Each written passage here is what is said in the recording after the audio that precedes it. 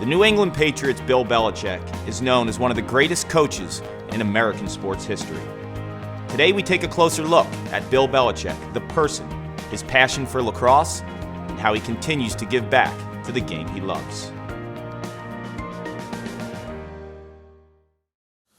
Bill, as a boy growing up in Annapolis, what ultimately drew you to the game of lacrosse? Loved it. Navy had great teams, and it seemed like half the team was made up of Navy football players, so they would go play lacrosse and instead of going out for spring ball.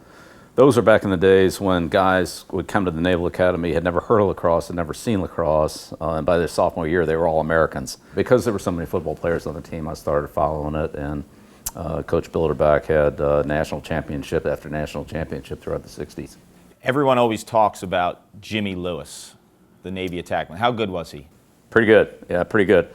Stick was tight, like a tennis racket, really tight. And Jimmy Lewis and Jim Brown, and Wow. that's those are the two superstars. Then of course there are all the Navy, Hopkins, Maryland players, and Virginia. And really, I'd say almost every weekend in the spring, from probably when I was about maybe 13, 14 years old, like there'd be a lacrosse game. There'd either be one at Navy, there'd be one at Hopkins, there'd be one at Maryland.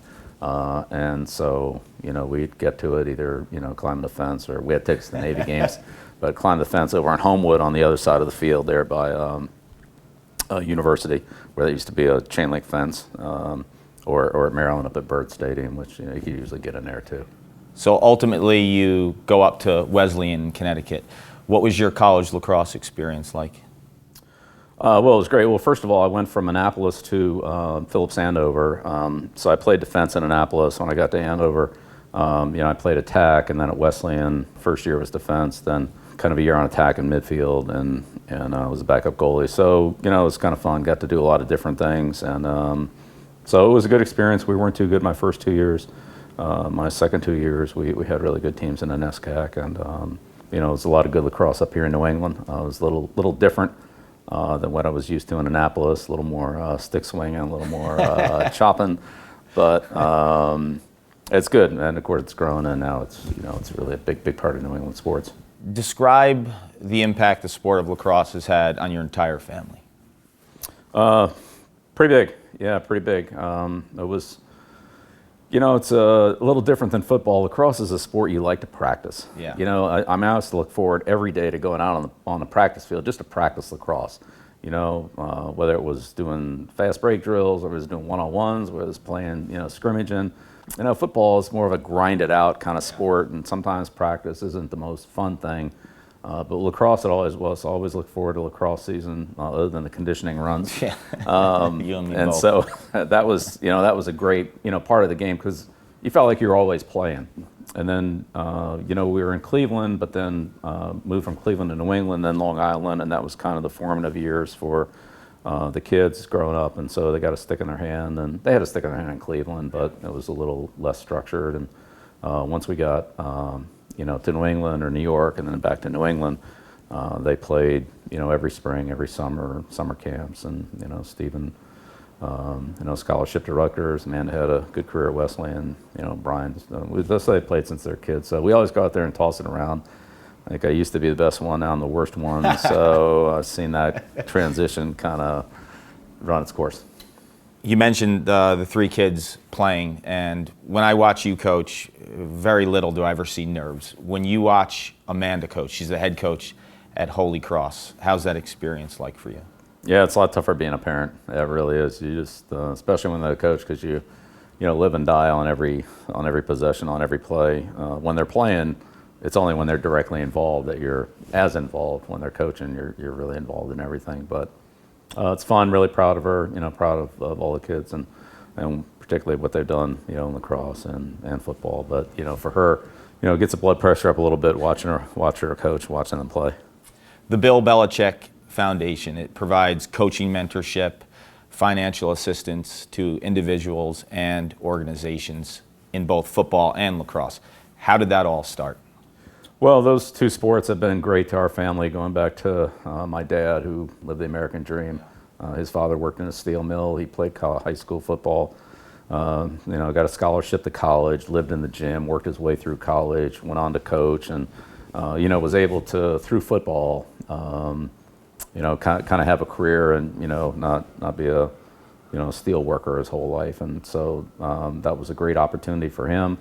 The sport's been great to me, and football, lacrosse have been a big part of our kids' lives. So this is an opportunity to give back to worthy students, worthy organizations that need financial assistance, and try to do other things. So just trying to give back to two things that have been really good to me and my family through 3 generations.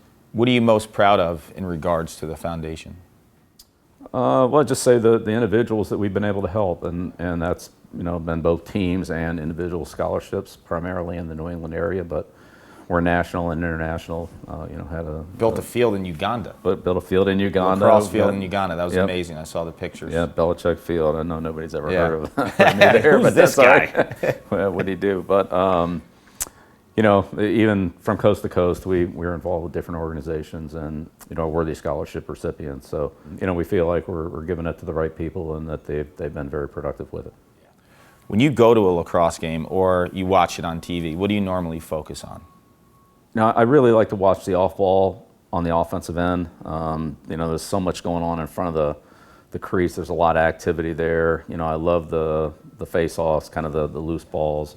The extra man strategy, offensively and defensively, the slides and how quickly that's done is pretty fascinating to me. The game's changed a lot since I played, and certainly the defensive strategy in terms of taking the angles away, and that really Coach Tierney, kind of emphasized. Sure. At Princeton, those defensive principles are a lot different than the ones I was taught. So trying to understand in that, or Coach Petramala's different slide systems and different matchups. One-on-one, you're on an island. Yeah, and you try to stay between the man and the goal, and now taking the angles and all. It's a little different. So that's interesting.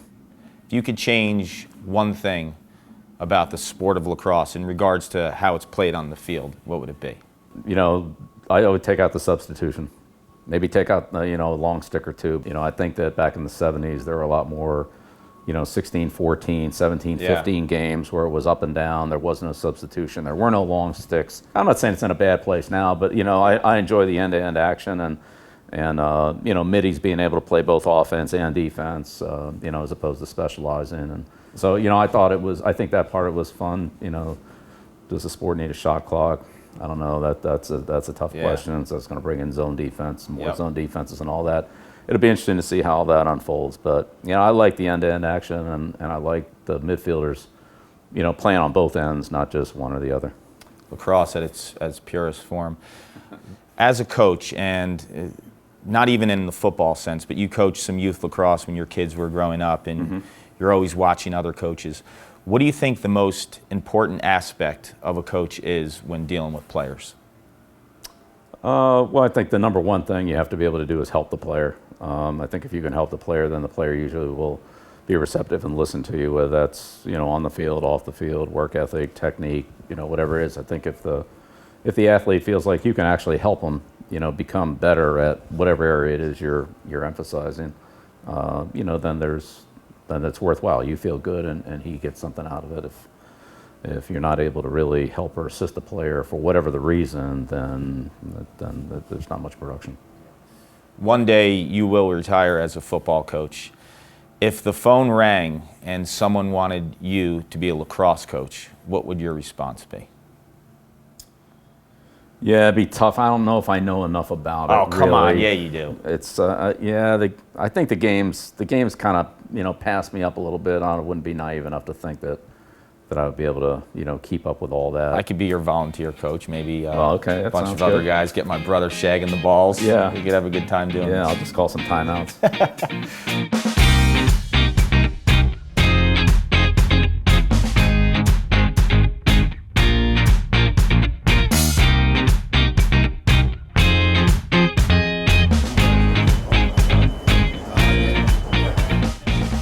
You look at a guy like Rabel athletically. If he grew up in, say, the state of Texas, and he was a football player as a youth, what would his ceiling be, you think?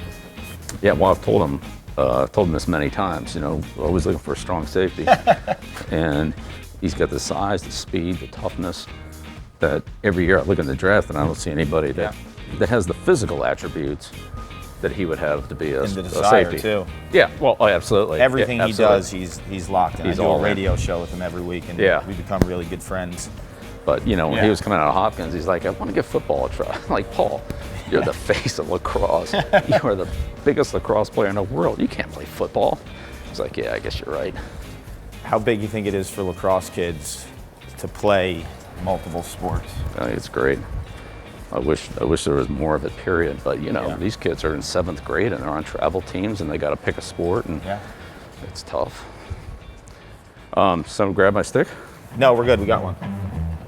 I can't. You're gonna want this one. Trust I am? me. Yes. Let me throw on my Hopkins shirt. I'll be right Fine. there. All right.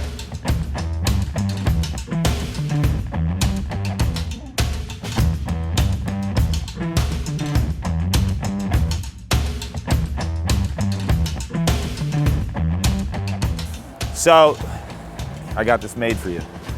Oh, awesome. Patriots stick? Nice. Yep. Nice. Oh, this is a little lighter shaft. Heads up back there. How often do you pick up a stick? It's been a little while now. You got both hands though. So that's one of the biggest compliments I've ever had in my life. What? So when I went down and was at Hopkins practice, and I said, can I warm up, you know, can I help warm up Schwartzman? And they're like, yeah, sure, get out of there. Like, so then when it was over, Petromal, I asked him, What'd you think of Belichick's shot? is he righty or is he lefty? And he didn't know. And he didn't know. Get out of here. I'm like, oh, there we go. Because I've told my kids, I'm never going to tell you what I am. So they don't know? Nope. I'm never Now going I'm to tell you looking. what I am. Now I'm looking. If you were coaching a lacrosse team and Gronk came to tryouts, what position would you put him at first? If I could teach him any stick work, I'd put him at crease attack. Let him go out and then, you know, clear out and just let him, you know, let him go to the goal. How about Brady? Put him in the goal. Put him in the goal? I would have guessed behind at attack, like a Stanwyck or someone. Can't run. I mean, he can't run, can't dodge, can't run. Edelman? Yeah, be a good midfielder. Good midfielder. So to this day, if I was to ask Steven, what hand is your dad? He wouldn't know. Nope. He might guess. What do you think of all the chaos in college lacrosse right now? Do you think we'll see chaos in May or just regular season and then the... Yeah, you know, that's a good question. You know, one thing I didn't really realize is how much exams play a part. Oh, yeah. Tierney's always talking about that. I think on some of those teams, you know, I mean, even the Ivy teams, something like Yeah. that, like Yale, I have no idea when their exams are, but I could see it being a factor. Yeah, I think Notre Dame's had issues in the past. Notre Dame, every year Yeah, they've played in that ACC. championship, has been Yep. their graduation day, Yeah. too. All right, let's head back in. 2-1. All right, 2-1, man up. Oh, we stopped them. You're a righty. No way. No? You're a lefty? I'm both. Both. No one knows. Who was the Yorktown guy you played with? Bobby, McKeel? would he tell me? Bobby probably would. Yeah, Bobby probably would.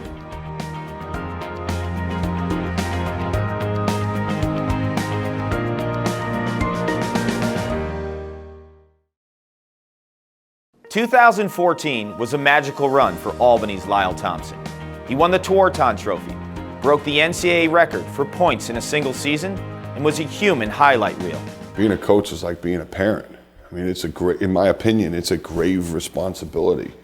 You know, my job, I'm charged with helping these young men become the best version of themselves that they can be.